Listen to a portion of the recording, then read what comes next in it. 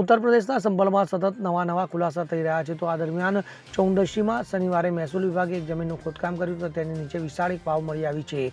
હકીકતમાં ચૌદશીનો લક્ષ્મણગંજ વિસ્તાર 1857 વર્ષ પહેલા હિન્દુ બહુમતી ધરાવતો હતો.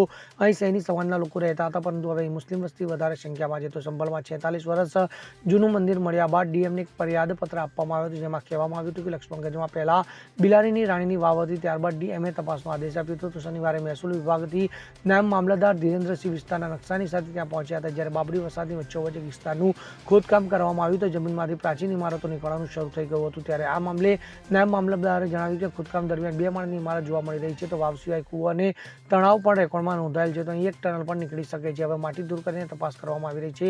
તો આગળ પણ નકશાના આધારે તપાસ કરવામાં આવશે હોવાનું જણાવવામાં આવ્યું છે. Bureau report CN24 news. હવે જુઓ દેશ દુનિયાની તમામ ખબરો તમારી આંગળીના ટેરવે. ઉઠાવો મોબાઈલ અને Google Play Store પરથી ડાઉનલોડ કરો અમારી CN24 ન્યૂઝ મોબાઈલ એપ.